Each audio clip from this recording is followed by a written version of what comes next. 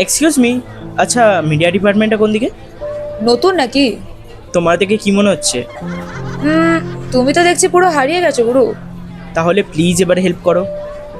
সোজা গিয়ে বাঁদিকে, room number 402। Thank you so much. আসি, হ্যাঁ? এই শোন। আমাকে ডাকলে? হ্যাঁ, তুমি থেকে তুইতে এলাম, সেম ডিপার্টমেন্ট, চল একসাথে যাই। বাবা, এত ফাস্ট চেঞ্জ! কলেজে সবাই আমাকে ভীষণ চঞ্চল একটি মেয়ে হিসাবে চিনত। আমি উর্মি রায়, প্রচুর কথা বলতাম বলে অনেকে আবার একটু দূরত্বও বজায় রাখতো আমার থেকে। সেকেন্ড সেমিস্টারের শুরুতে কলেজে জয়েন করে ঈশান দাশগুপ্ত।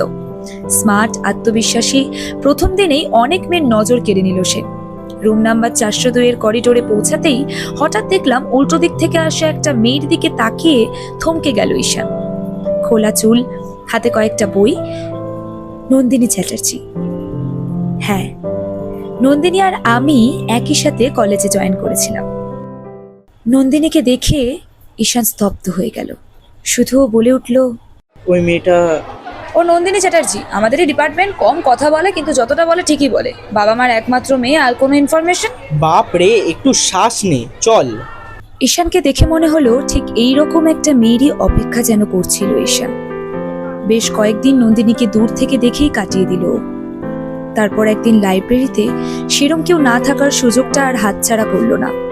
নোটসের বাহানা নিয়ে ফাইনালে গিয়ে দাঁড়ালো নন্দিনীর সামনে। হাই, এই নোটসটা কি তোমার? হ্যাঁ। ও, আমি ভাবলাম অন্য কারোর ফেলে যাওয়া। না না, আমারই। বাই দ্য ওয়ে, আমি ঈশান। জানি। জানো? উর্মি তো ওই নামেই ডাকে, তাই শুনেছি। খেয়াল করেছো তাহলে? হুম। তুমি কি সবসময় এতটা কম কথা বলো? হ্যাঁ। আমি এত কিছু বললাম আর তোমার কিছু বলার নেই? না মানে সেটা না। Can we be friends? আর আমি কিন্তু তুমি থেকে তুই ডাকটাই বেশি আপন ভাবি। আচ্ছা, ঠিক আছে। ঈশানের ফ্রেন্ডশিপের হাত বাড়িয়ে দেওয়ায় বেশ খুশি হয়েছিল নন্দিনী। একটু সংকোচের মধ্যেও নিজের হাতটা বাড়িয়ে দিয়েছিল হ্যান্ডশেকের জন্য। সেখান থেকেই ক্লাস শেষে একসাথে হাঁটা, নোটস ভাগ করে পড়া, ক্যান্টিনে চায়ের কাপের ফাঁকে কিছু অপ্রয়োজনীয় গল্প। ঈশান বলতো বেশি আর নন্দিনী শুনতো বেশি। সেকেন্ড সেমিস্টার শেষে এক দুপুরে কলেজের পেছনের সিঁড়িতে বসে ফাইনালি মনের কথা বলেই ফেলল ঈশান। নন্দিনী, একটা কথা বলবো? Please don't mind. বল। তোর পাশে থাকলে নিজেকে খুব শান্ত লাগে, জানিস? তোর চুপ থাকাটা আমার অদ্ভুতভাবে ভালো লাগে। আমি তোকে ভালোবেসে ফেলেছি নন্দিনী। আমার ভয় লাগে। কেন? আমি যদি তোকে তোর মতো করে ভালোবাসতে না পারি? তুই তোর মতো করেই ভালোবাসবি, ব্যাস। বাকিটা আমি অ্যাডজাস্ট করে নেব।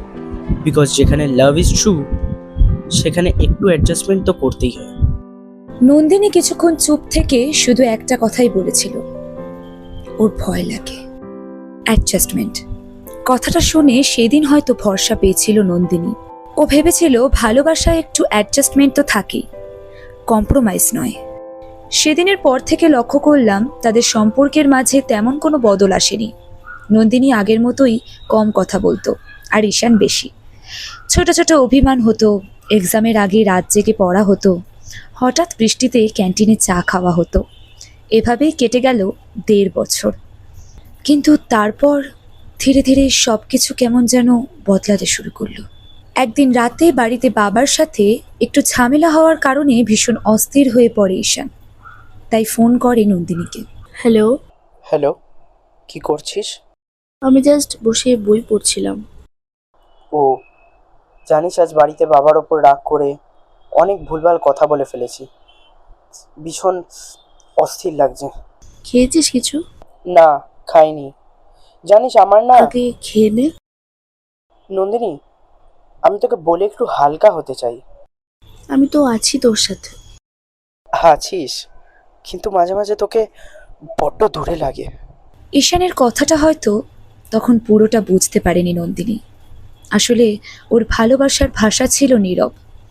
ও পাশে থাকতো, কিন্তু শব্দ করে নয়। নন্দিনীর ফোনটা রাখার পরেই আমার ফোন গিয়েছিল ঈশানের কাছে। হ্যালো উর্মি, আমি তোকে পরে ফোন করছি। দাদা দাদা, কি হয়েছে তোর? ডিস্টার্ব নাকি? হ্যাঁ মানে ওই একটু। কি হয়েছে? আচ্ছা দেখ, শেয়ার করলে ফ্রি লাগবে। আসলে বাবার সাথে একটু ঝামেলা হয়েছিল, রাগের মাথায় একটু বেশি বলেছি। এই ব্যাপার, আরে চাপ নিস না, এসব তো হতেই থাকে। আঙ্কেলকে নিজের ইগো কমিয়ে সরি বল, দেখ মন ভালো লাগবে। সেই দিন প্রায় অনেকক্ষণ কথা হয়েছিল আমাদের। তারপর থেকে ধীরে ধীরে সব কিছু বদলাতে শুরু করলো। ঈশানের সাথে নন্দিনীর সম্পর্কটা থাকলেও আগের মতো কিছুই ছিল না। ওরা একসাথে ক্যান্টিনে বসতো ঠিকই, কিন্তু সেখানে আর আগের মতন ঈশানের কথার পাহাড় জমতো না। এক অদ্ভুত নীরবতা জায়গা করে নিয়েছিল ঈশানের মধ্যে, আর সেই নীরবতার মাঝখানেই অজান্তে জায়গা করে নিলাম। কিরে, আজ এত চুপচাপ কেন? না কিছু না। কিছু না বললেই হলো? তো চোখ দুটো তো অন্য কথা বলছে গুরু। না কিছু না, আসলে কেমন যেন সবকিছু ভারী লাগছে। ঠিক আছে ঠিক আছে, এখন কিছু বলতে হবে না, চ একটু চা খাই, মাথা ছাড়বে, আরামসে বলিস। তুই সবকিছু এত সহজ করে ফেলিস কিভাবে? এই ট্যালেন্টটা নিয়েই জন্মেছি বস। আর তুই বা একটা সুন্দরী মেয়ের সাথে রিলেশনে থেকে ও শুকনো পাতার মতো ঝিমিয়ে থাকিস কেন? ধুর, চল। আচ্ছা আরে দাঁড়া দাঁড়া, যাচ্ছি। নন্দিনী সবটাই বুঝতে পারছিল। হয়তো কয়েক রাত বালিশও ভিজেছে ওর চোখের জলে, তবুও নিজেকে বুঝিয়েছে এইসব নিছক বন্ধুত্ব মাত্র। কিন্তু যেখানে নন্দিনী চুপ থাকতো, সেখানে আমি কথা বলে ঈশানের মন ভালো করার চেষ্টা করতাম। আর হয়তো সেটাই ধীরে ধীরে ওর ভালো লাগতে শুরু করছিল। জানিস, ছোটবেলা থেকে একটা কথা শুনে আসছি, কি কথা? নন্দিনীর মতন শান্ত মেয়েদেরকে সবাই পছন্দ করে। আমি নাকি খুব বেশি চঞ্চল। নন্দিনীর বাবা আর আমার বাবা ছোটবেলাকার বন্ধু, তাই সব সময় এই শুনতে হয়েছে। তুই জানিস না, তুই অনেক সুন্দর আর অনেক ভালো মনের কেয়ারিং একজন মানুষ। তাই নাকি? তাহলে কেউ সেটা দেখতে পায় না কেন? আমার রাগ নন্দিনীর ওপর নয়, ও সত্যিই খুব ভালো। আমি তো বলছি তুই অনেক ভালো, আর সেটা বোঝার মতো মন সবার হয় না। সেদিন প্রথমবার হয়তো নিজেকে কারোর চোখে সুন্দর মনে হয়েছিল আমার। কথাগুলো খুব সাধারণ ছিল, কিন্তু অনুভূতিটা নতুন।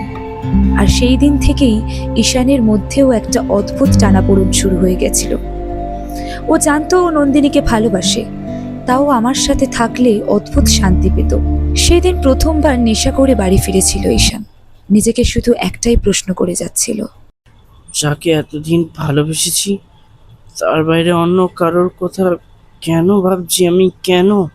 বাড়ির সামনে পৌঁছেও শেষ পর্যন্ত আমার সাথে দেখা করার সিদ্ধান্ত নিল ঈশান। তারপর একটা ভয়েস নোট পাঠালো আমাকে। ক্যাম্পাসের সামনের পার্কটায় খুব খুব ইম্পর্টেন্ট কথা আছে। ঈশান, ঈশান তুই ড্রিঙ্ক করেছিস? বিশ্বাস কর, অনেক কষ্টে কিছু বুঝতে না পেরে প্রথমবারের মতো ড্রিঙ্ক করেছি। কিন্তু কিন্তু কেন? কারণ আমি তোকে ভালোবেসে ফেলেছি উর্মি। ইয়েস, আমি তোকে। কি কি বললি? তুই যা বলছিস সত্যি বলছিস নাকি নেশার করে ভুল বকছিস ভাই? আমি যা বলছি সত্যি বলছি। আমি যখন ভেঙে পড়ি তুই আমাকে বুঝিস, আমি যখন মন খারাপে চুপ থাকি তুই কথা বলে আমার মন ভালো করে দিস, আমাকে আগলে রাখিস। ঈশান সেখানে পৌঁছাতেই বুঝতে পেরেছিলাম ও নিজের মধ্যে নেই। টালমাটাল অবস্থায় আমার সামনে দাঁড়িয়ে যা বলেছিল, সেটা হয়তো আমাদের তিনজনের জীবনটাই বদলে দিয়েছিল। ঈশান আর কিছু বলার আগেই আমি নিজেই ওকে জড়িয়ে ধরেছিলাম। সেদিন ভীষণ কেঁদেছিলাম, কিন্তু সেটা দুঃখের কান্না ছিল না। হয়তো জীবনে প্রথমবার ভালোবাসার অনুভূতি ছিল ওটা। কিন্তু পরের মুহূর্তে চোখ পড়ে দূরে দাঁড়িয়ে থাকা নন্দিনীর ওপর। ও কিছু বলেনি সেদিন, শুধু চলে গেছিল। আর আমি বুঝতে পেরেছিলাম আমরা ওকে ভীষণভাবে কষ্ট দিয়ে ফেলেছি। বাড়ি ফিরে ঈশান অনেকবার ফোন করেছিল আমাকে, কিন্তু আমি জানতাম এখানে আর এগোনোর মানে হবে নন্দিনীকে আরও একবার ঠকানো। তাই নিজেকে সরিয়ে নিয়েছিলাম। এত বড় ধাক্কাটা নন্দিনী মেনে নিতে পারবে না, এটা ভেবে নিজেকে ভীষণভাবে দোষী মনে হচ্ছিল সেদিন। ঈশানের ফোনটা বারংবার কেটে দেওয়ার পরও একবার ফোনটা ধরার সিদ্ধান্ত নিলাম। হ্যালো, আমাকে আর ফোন করিস না প্লিজ। উর্মি, আমার কথাটা শোন। আমরা একসাথে নন্দিনীকে বোঝাবো, দেখিস ও ঠিক বুঝবে। ওকে আর ঠকাস না, আমাকে কোনোদিন ফোন করবি না আর। ওর চুপ থাকার সুযোগ নিয়েছি আমরা। আমি রাখছি, যা হয়েছে সব ভুলে যা। নন্দিনীর কাছ থেকে পরে জানতে পারি ঈশান সেই দিন নন্দিনীকেও বহুবার কল করেছিল, কিন্তু নন্দিনী একটা কলও রিসিভ করেনি, শুধু একটা ভয়েস নোট পাঠিয়েছিল ঈশানকে। আজ প্রথমবার নিজের কথা বলছি।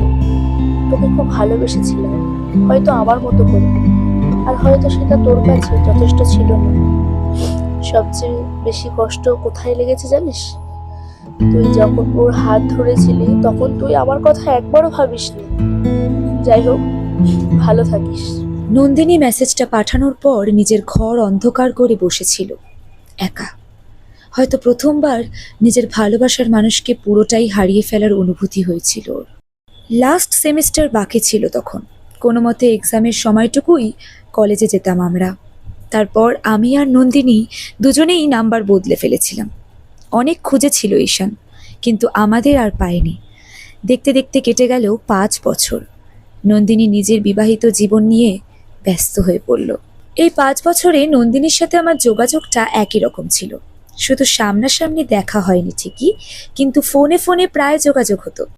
আজ ভাবছি নন্দিনীকে একটা কল করব। আমার লাইফের সবথেকে গুরুত্বপূর্ণ একটা সুখবর ওকে দেওয়ার আছে। ও একদম চমকে যাবে, তাই আর কিছু না ভেবে কলটা করলাম। হ্যালো, কিরে ব্যস্ত? না, ওই একটু শপিং এ গেছিলাম। তুই হঠাৎ ফোন করলি যে? একটা গুড নিউজ আছে, 2 মাস বাদে আমার বিয়ে। আর তোকে কিন্তু আমি বিয়ের 1 সপ্তাহ আগেই নিয়ে আসবো, নিজে গিয়ে নিয়ে আসবো। কংগ্রাচুলেশন, আমি ভীষণ হ্যাপি। শোন না, আমি আবারও সরি রে। 5 বছর আগে তুই যদি আমাকে ক্ষমা না করতিস, তোর মতো এত ভালো বন্ধু। হয়েছে, আর ওসব কথা নয়। বাই দ্য ওয়ে, জিজু কেমন আছে?